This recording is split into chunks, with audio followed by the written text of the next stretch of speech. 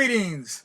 This is Doc Ock coming at you live and direct from Black Facts Headquarters Central this evening with another installment of Doc Ock at noon and 9. So you know what time it is right now. It's just a little bit after 9 o'clock and we just about ready to rock you from your head all the way down to your socks. Starting off, you know the very first thing we need y'all to do, go ahead and subscribe to the Tubular Black Facts channel. Let's start with that. That'll make me one happy cat. Number 2, let's go ahead and share some words of the day, straight from the mind of none other than Dr. Edward W. Crosby, the father of Black History Month. We have one of his favorite sayings that he liked to say all the way up until his final hour, and that is, ain't no big thing. Ain't no big thing. He loved to say that all the time. Ain't no big thing. So we're passing that on to you. One of Dr. Crosby's favorite sayings. Go ahead, pick it up, put it down, spread it all around. Feel free to use it whenever you like.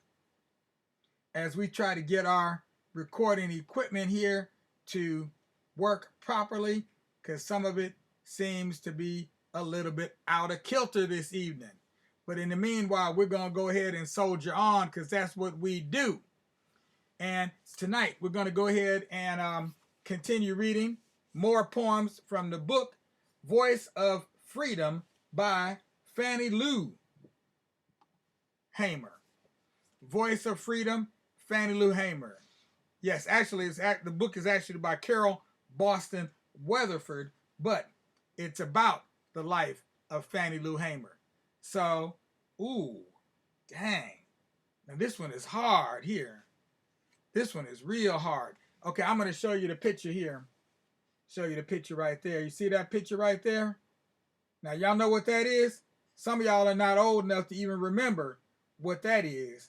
But that's what we call an outhouse, otherwise known as the privy, otherwise known as the John, okay?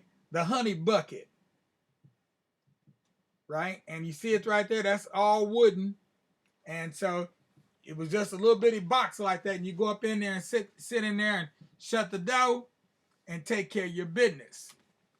And the way Fannie Lou, the way this described here in this book, in this poem, we're going to see what happens. See how that fits right into the poem. The name of the poem is Worse Off Than Dogs. I married Perry Hamer, Pap, as he's known, a good man of few words, steady as a rock. My last name changed but little else when I joined Pap. On the Marlowe plantation where he drove tractor, I just picked down different rows. I canned produce, Pap shot rabbits and squirrels, and we caught catfish and perch. On the side we ran my father's old juke joint. Oh yeah. Back in the woods, you got to have a juke joint, and sold that bootleg liquor. We never went hungry, but we were still poor. We couldn't stand that the Marlowe's dog, Old Honey, had its own indoor bathroom while me and Pap used an outhouse. Ain't that nothing? Because our toilet stayed broken. The owner wouldn't fix it, said we didn't need one. Y'all don't need that. Besides picking cotton, I was the timekeeper. I tracked the hours worked, bales picked, and pay owed. But the boss fixed the scales to cheat us sharecroppers. When I could, I used my own scale to set things right. When I couldn't, the lie weighed on me heavily. And so that's just part of the story of Fannie Lou Hamer. down there on them plantations in Mississippi. Mississippi, the only state in the union that's got 4 eyes, plenty of lies, and still can't see straight. Ain't that something? 4 eyes and can't even see straight. Mississippi. Has it changed much today? Not really, because things are still trippy down there in Mississippi. Trying to get to our slideshow today. Let's see if I can get it in and get it on. One more time. We're going to run with this. Let's see if we can get it in there. Okay. Not quite. We're going to get it this time. 1, 2, 3. And here we grow. Bam. We got it in, ma'am. Slam, bam. Thank you, ma'am. All right, and here we go. So, tonight's slideshow brought to you by Black Facts Educational Research Incorporated. And let's see what we have for a, we're going to be reading tonight from the book, Oh Freedom. Freedom, oh freedom. There we go, reading from this book here. And this is kids talk about the civil rights movement with the people who made it happen. That's right, we're going to talk with some of the folks who made it happen, Captain. That's what it's all about.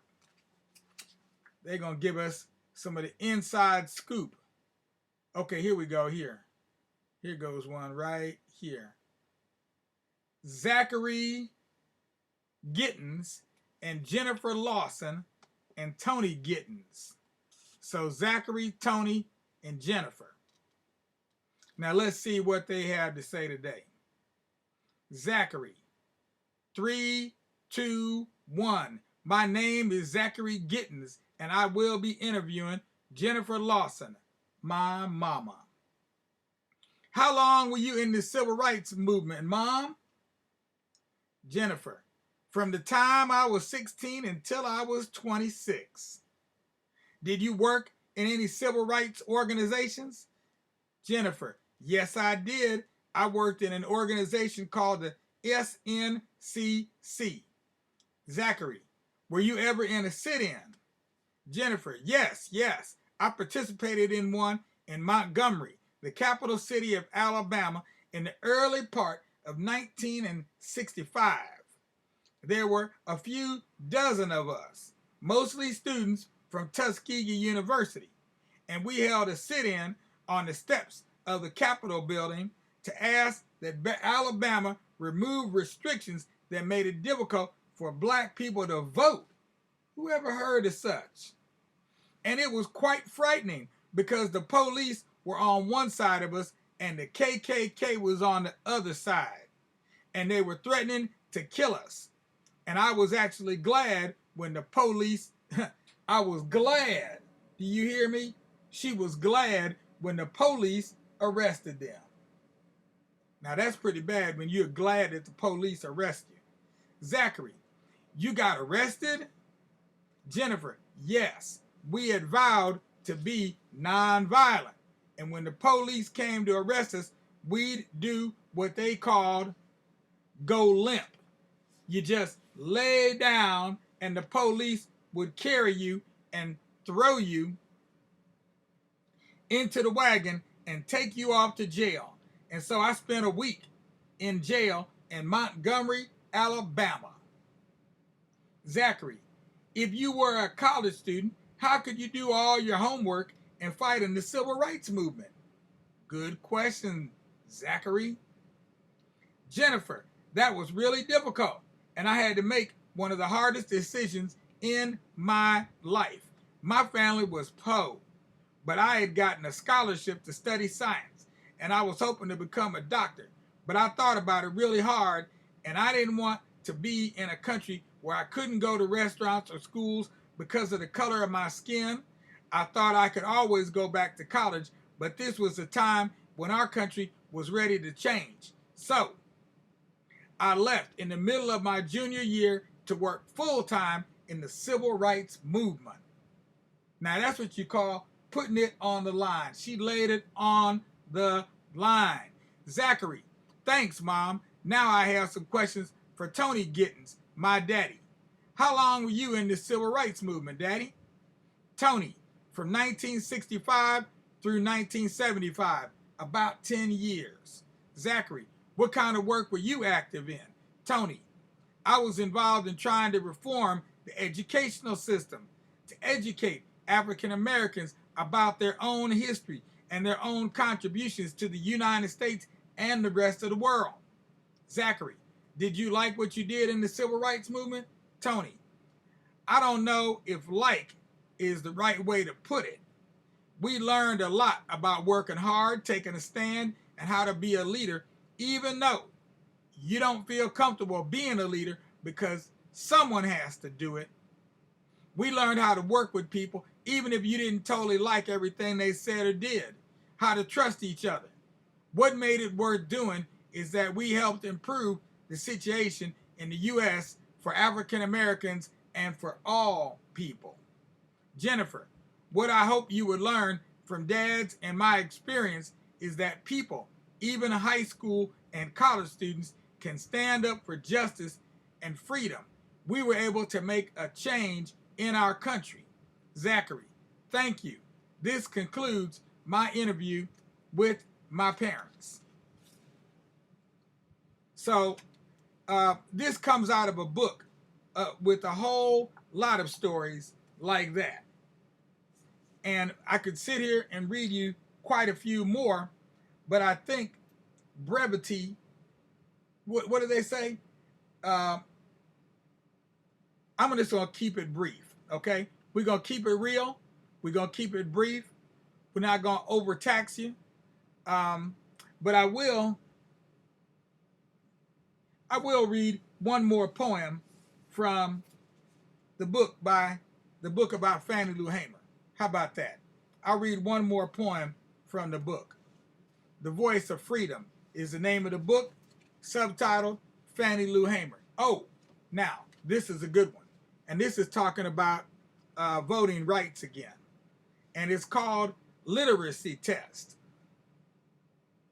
In 1962, my friend Mary Tucker told me about a meeting at William Chapel Church. 4 young men from out of town was pushing voter registration. Not a soul sitting in the pews had ever cast a ballot. Till then, I didn't even know that black folks could vote. When the people would get out of the fields, if they had a radio, they'd be too tired to play it. So we didn't know what was going on. In the rest of the state, even much less in other places. But my hand flew up when the men asked for volunteers to go to the county courthouse and register. In all, 18 of us signed on for the trip. I was just curious to go, so I did. I guess if I'd had any sense, I'd have been a little bit scared. But what was the point of being scared? The only thing they could do to me was kill me. And it seemed like they'd been trying to do that a little bit at a time ever since I could remember. An old rented bus drove us 30 miles to Indianola, what was the home of the violent White Citizens Council. Barking dogs and rifle-toting men met our bus. That was supposed to scare us. The circuit clerk only let 2 people in the courthouse at a time. I went first. I didn't know what to expect. I had to give my name and workplace, and then read copy and explain parts of the Mississippi Constitution. I didn't know nothing about the law. No wonder I flunked the test. Now at least I knew that voting was my right, but it would take quite a while longer before that right would really take flight. And so there's another poem just to follow up the interview by the Gittens, the interview of Tony and Jennifer Gittens by their son, Zachary. So we're just trying to give you a taste of freedom, a taste of freedom from people who didn't know what freedom really was, didn't know it was their right to be free, didn't know how to be free at the time. All they knew was work, work, and more work. From can't see in the morning to can't see at night. That's what they really knew. And the company store. For those people who were sharecropping, which was most of them were sharecropping, they knew about the company store, where you go to give up all your money, your hard-earned money, before it even comes into your pocket. That's right. Before you get it, before we would get it, it would already be gone.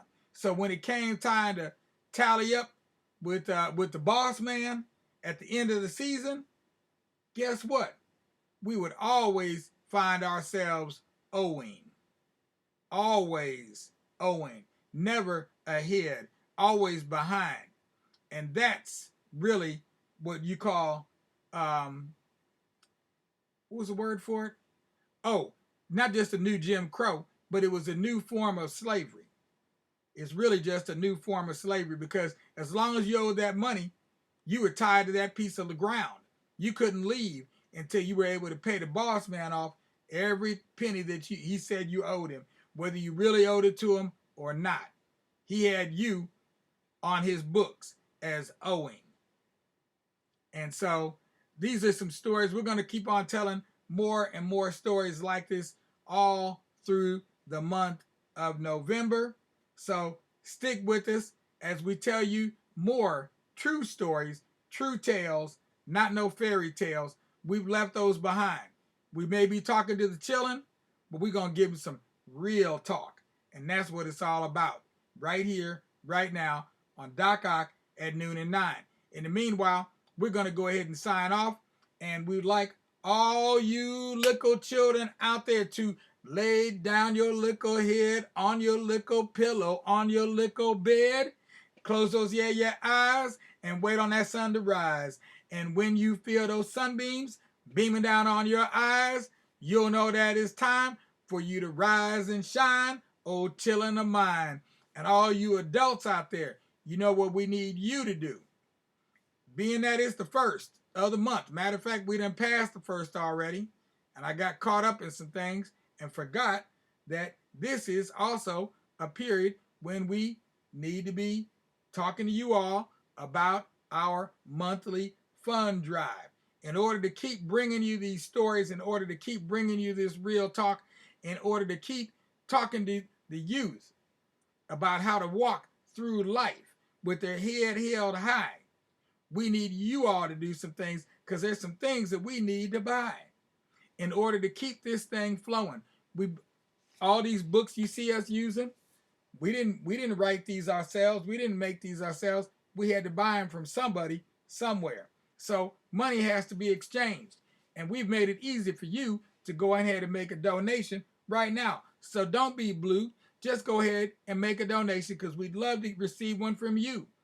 $10 here, $20 over there. It all adds up and keeps us happy as a pup, because we love to keep on sharing these stories, and we want to keep being able to do it free. Matter of fact, we want to keep doing it ad free. You don't see any ads on here, and we like to keep it that way. The only thing we do is once a month, we come on and ask you to give. There's a donation button right below every single one of our live streams on Facebook. You can also find a link to the donation page on our website on YouTube. So go ahead, donate now. We need your help in order to keep on helping you. Peace out. Without a doubt, we're going to our extra. And as we say good night to Fetty Red, and as we clock out over here.